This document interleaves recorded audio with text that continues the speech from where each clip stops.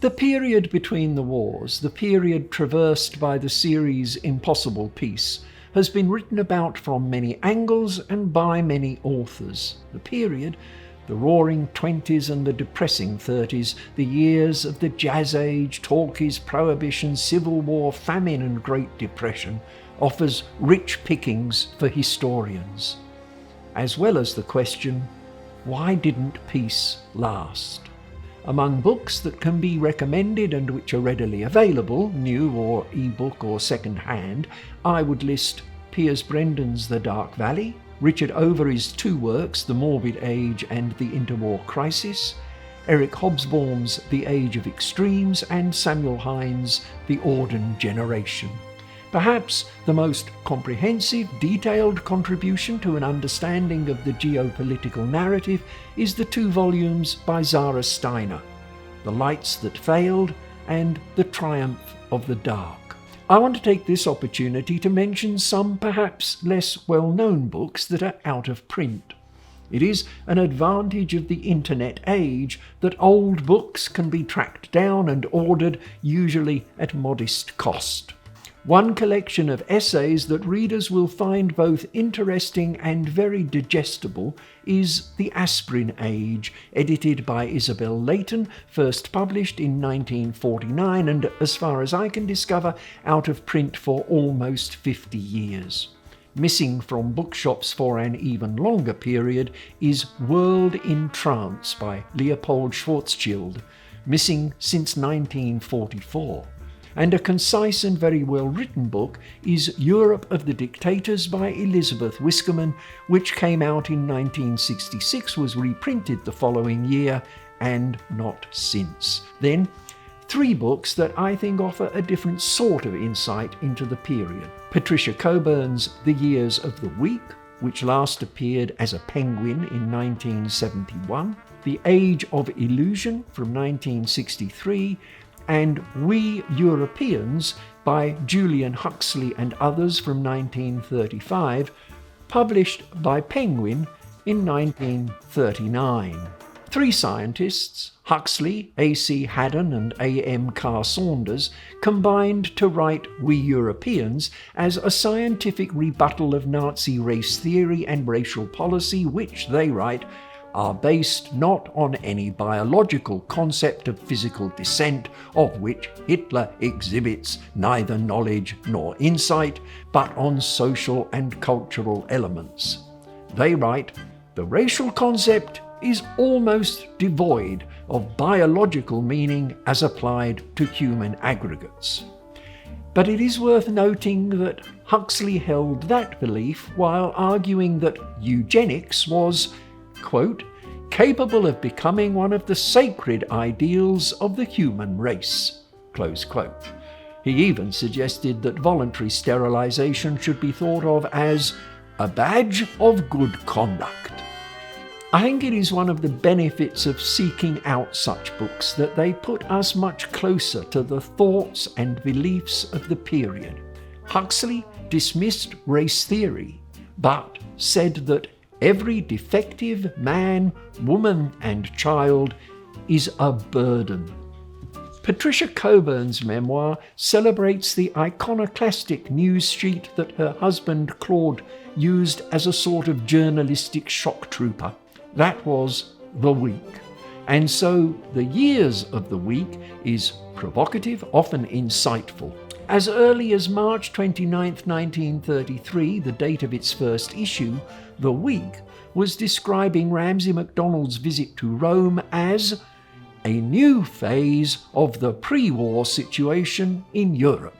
For Claude Coburn, post-war had become pre-war, and Munich was still 5 years away. Let me, with particular affection, bring to your attention The Age of Illusion by Ronald Blythe. In 15 topical chapters ranging from Mrs. Amy Johnson to The Destruction of Neville Chamberlain, this perceptive and witty writer plots a course through England of the 20s and 30s. He can be biting. Ramsay MacDonald could, in Blythe's words, speak for an hour and say nothing. and sensitive to supplying just the right quote. On January 20th, 1936, King George V died, and the Prince of Wales told Mrs. Simpson, "Wallis, there will be a difference, of course."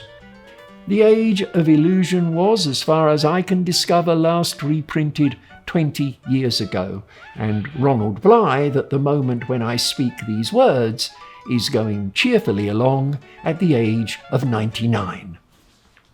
Elizabeth Wiskerman was a foreign correspondent between the wars, and the world of which she writes in Europe of the Dictators was one that she observed at first hand. She had perhaps the harshest verdict on Munich. It was, she writes, as if the Central Powers had won the First World War 20 years later. World in Trance by Leopold Schwarzschild, first published in 1943, is a strangely angry book. The title hints at that.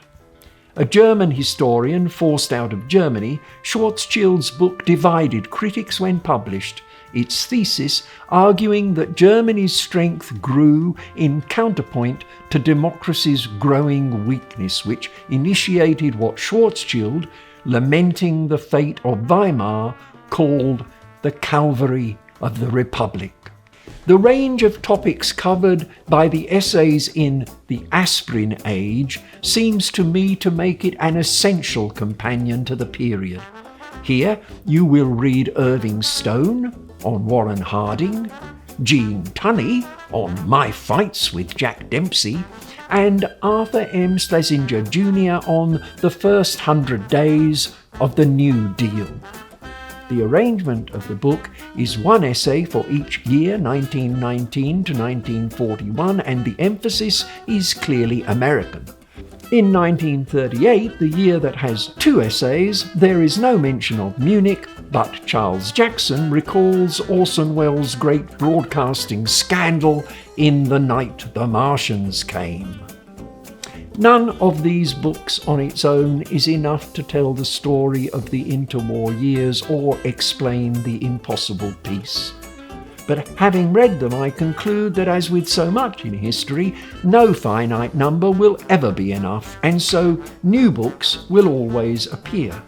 In recent times, the most notable have certainly been Zara Steiner's 2 volumes, and I will conclude this survey with my thoughts on her prodigious achievement. The first volume, The Lights That Failed of 2005, tells the story from 1919 to 1933 in 816 pages. The second volume, The Triumph of the Dark from 2011, takes the story up to 1939 and needs 1,067 pages. Those page counts do not include appendices, notes and index, though a couple of pages of bibliography follow each chapter.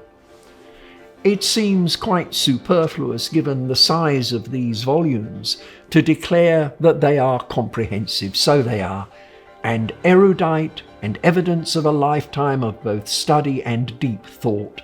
In The Lights That Failed, Steiner makes an observation in explaining events that once read is blindingly obvious.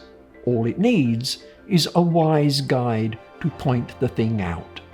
There was no melting pot in the countries of Eastern Europe, Steiner says. The books are rich in well-chosen quotes and useful details, and they are not without wit. In The Triumph of the Dark, Steiner's eye for detail and for humour is apparent when she likens the USA, at least until 1938, to the dog that did not bark, a clue that solved a crime for Sherlock Holmes. Look it up. Above all, the work has a quality that for me made it possible to keep turning so many pages, even when the narrative and perhaps the writing style were less than thrilling. That quality is their humanity. Professor Margaret Macmillan notes Steiner's impeccable scholarship, clarity, and compassion. Quite so.